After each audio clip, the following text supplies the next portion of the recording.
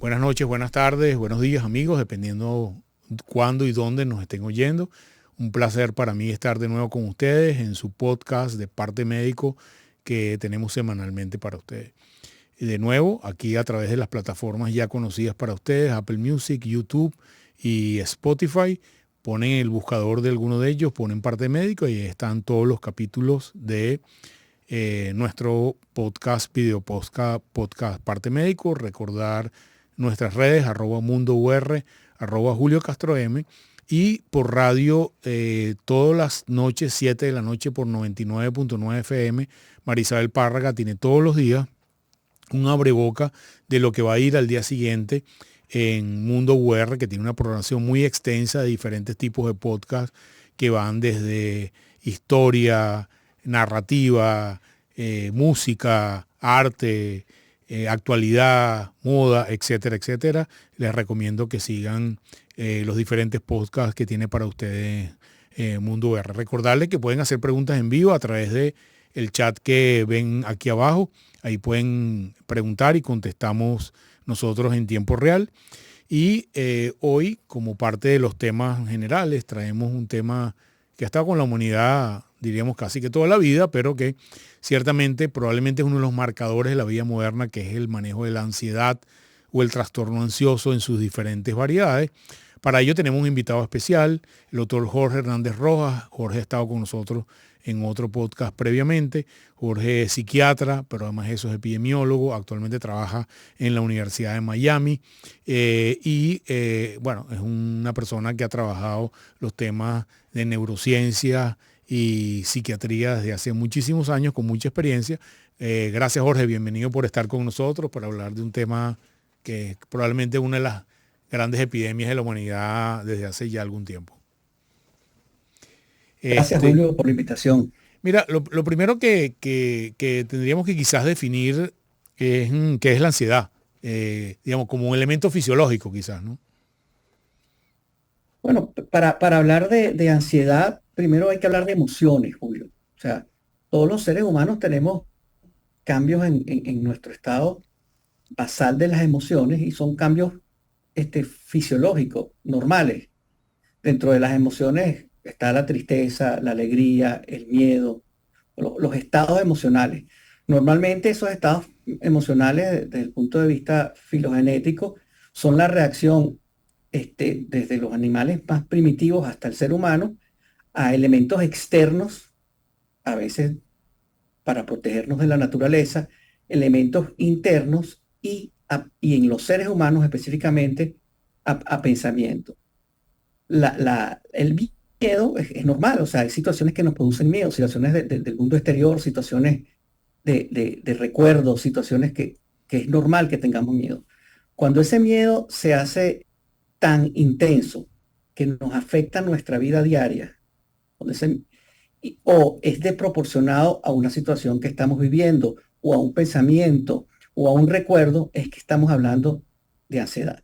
Esa ansiedad tiene una serie de manifestaciones. Esas manifestaciones pueden ser fisiológicas, como es cambios en la frecuencia cardíaca, la manera de respirar, sudoración, temblores, son reacciones que normalmente tenemos en el miedo, pero que en la ansiedad están primero no relacionadas con el estímulo desencadenante, a veces sin estímulo desencadenante, y también en un exceso de manifestación, ¿ok? Eso sería más o menos lo que se definiría como ansiedad. Claro, la ansiedad no es un solo fenómeno aislado, hay distintos tipos de ansiedad. ¿Cómo, cómo una persona puede identificar que a lo mejor no percibe que el síntoma puede ser ansiedad? ¿Cuál puede ser el cortejo de síntomas que estén asociados con la ansiedad? Porque los que hacemos consulta ya de medicina interna, etcétera, etcétera, para nosotros casi 30-35% de los pacientes que vienen a consulta no tienen un problema médico orgánico, sino al final los síntomas están relacionados con un evento ya de la esfera psicológica o psiquiátrica que requiere una aproximación más específica, pero quizás darle el tips a las personas: mira, si usted tiene este cortejo de síntomas, probablemente pueda tener un tema de ansiedad y a lo mejor no lo percibe primariamente como un tema específicamente ansioso.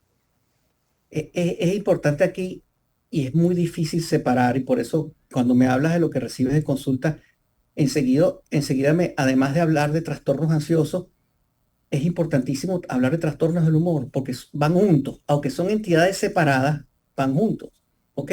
Y muchas veces un trastorno de tristeza viene precedido de un trastorno ansioso o viene acompañado de un trastorno ansioso. Entonces es bueno tomar en cuenta que tanto los trastornos del humor, de los afectos, para llamarlo de alguna manera, están casi siempre acompañados y son tan frecuentes y asociados a trastornos de ansiedad.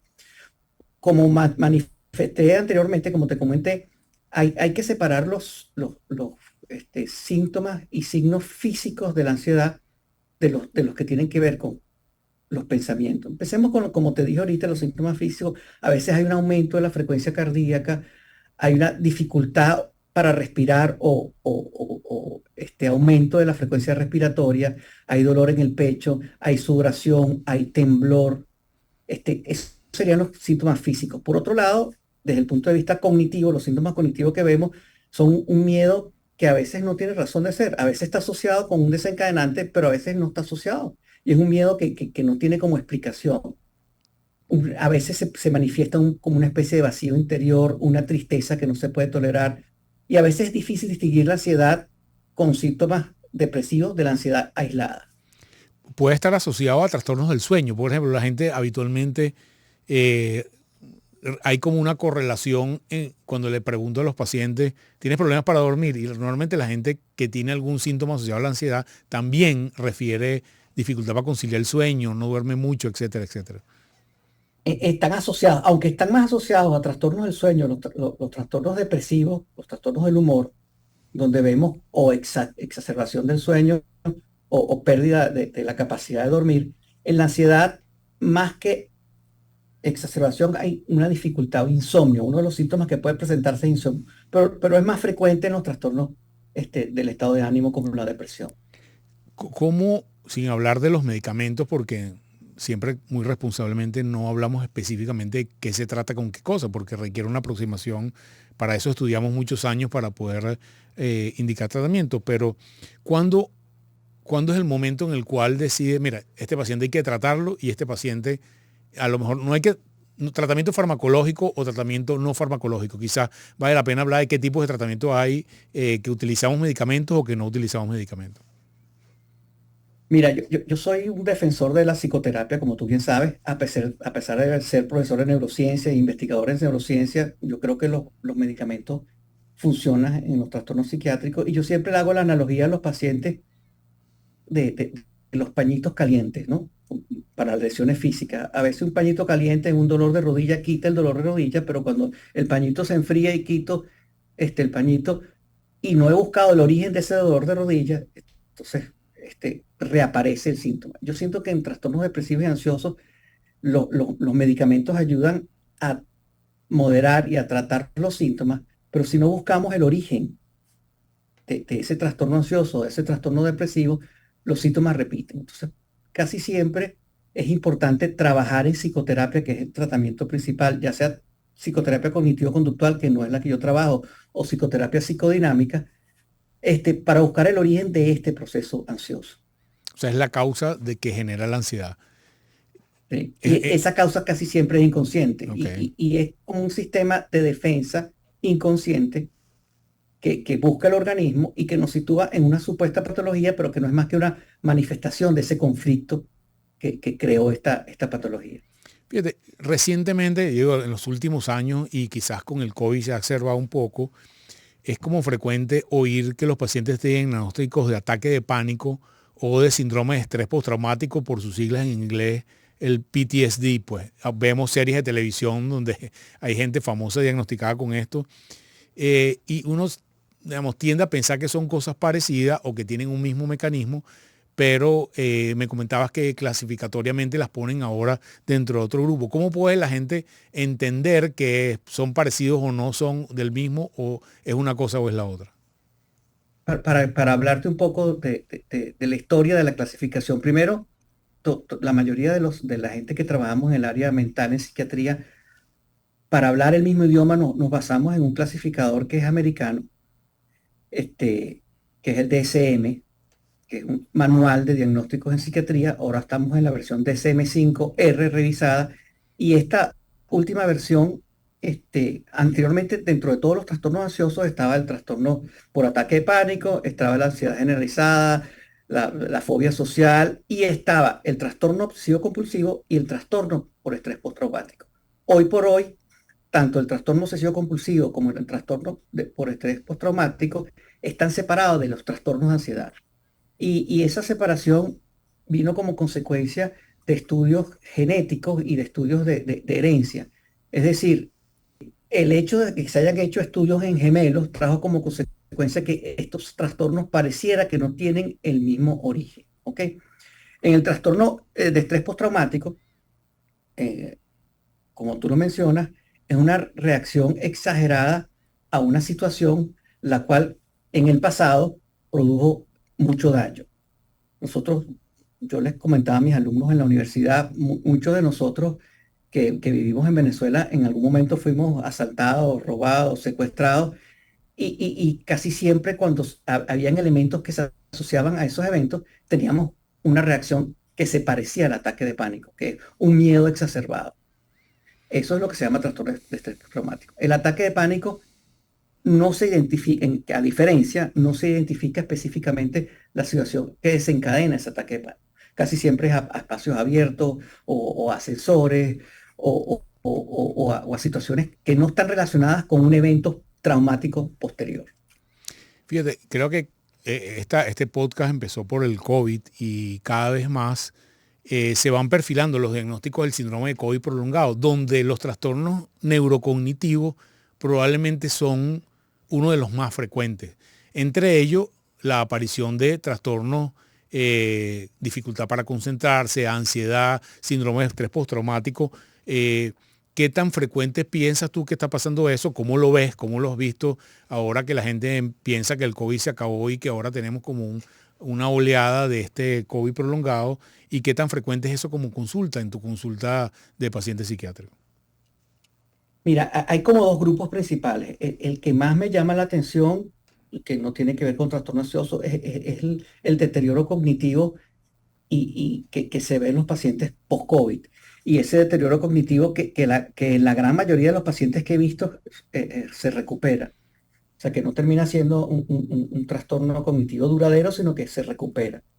Después veo muchos pacientes con trastorno de estrés postraumático, más bien asociado a la situación que le tocó vivir del COVID, o a la muerte de un familiar, o a la hospitalización, o la hospitalización en terapia intensiva, que trae como consecuencia una situación estresante que desencadena un trastorno de estrés postraumático. Y veo casos aislados de ansiedad generalizada y de ataques de pánico, asociados a un evento de COVID. Una cosa que la gente habitualmente, los pacientes quizás nos preguntan en la consulta, una situación de ansiedad prolongada o intensa puede transformarse en otra enfermedad psiquiátrica de otro tipo. Digamos, no atendido y dejado a su evolución extensa puede llevar a otras condiciones. Como te decía al comienzo de nuestra charla, este, la gran mayoría de los trastornos depresivos, sobre todo trastornos depresivos unipolares mayores, están siempre asociados o casi siempre asociados a episodios de ansiedad. Normalmente la ansiedad no tratada termina desencadenando en trastornos depresivos. Esa es la asociación que hoy está muy clara. Y aprovechando tus conceptos epidemiológicos, ¿hay alguna diferencia en la ansiedad entre los hombres y las mujeres en cuanto quizás a la prevalencia de la enfermedad? Mira, a diferencia de la depresión, donde la depresión es mayor, casi el doble, 1.7 mayor en mujeres que hombres, en la ansiedad se ha visto que la prevalencia es más o menos parecida, dependiendo de distintos territorios, pero en general en la población mundial es más o menos parecida. Y otra pregunta que siempre, porque hay mamás que nos ven aquí y papás, ¿es posible que los niños tengan ansiedad?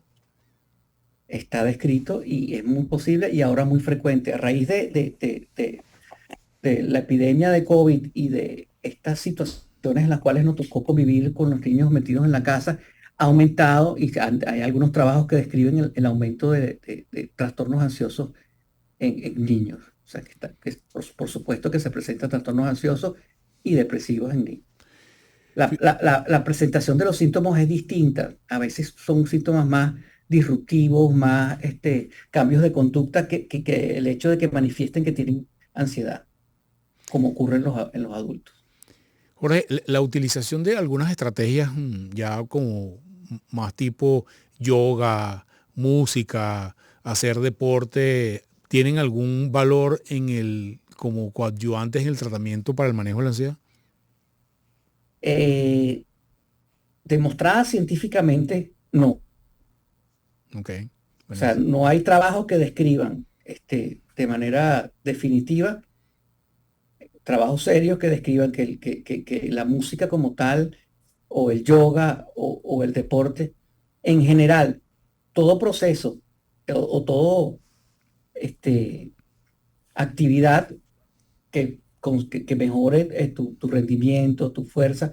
Hay algunos trabajos que sí describen que el deporte como tal y el aumento que está descrito de endorfinas en deporte, mejora alguno o previene o mejora en casos de depresión.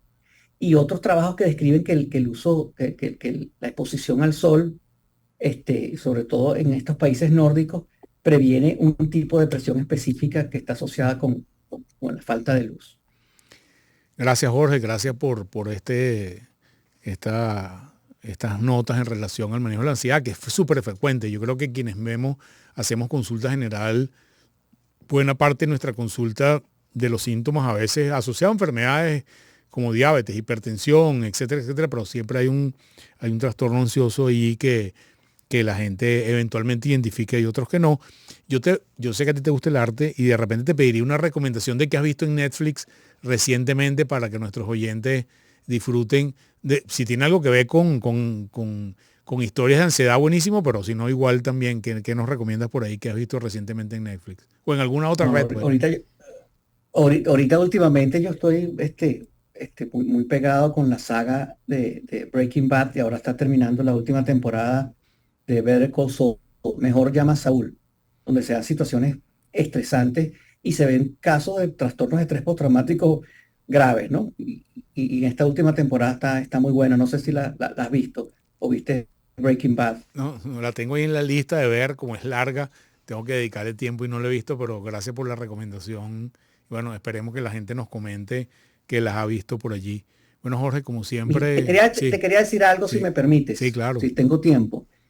Yo siento que una de las cosas más importantes para el tratamiento tanto de la depresión como de la ansiedad y de los trastornos ansiosos es que el paciente entienda el origen y qué fue lo que pasó para que llegara a ese punto, qué es lo que se logra en la psicoterapia. O sea, conocer esa parte que no conocemos de nosotros, que se llama inconsciente, en un proceso psicoterapéutico, termina funcionando y ayudando a entender y a resolver los problemas tanto de depresión como ansiedad. Buenísimo. Bueno, Jorge, un millón de gracias. Gracias de nuevo por estar con nuestro Siempre a la podcast orden, Julio. y seguiremos estando en contacto por aquí para estos temas en neurociencia. Un abrazo. Nos vemos luego. Que esté bien. Hasta luego.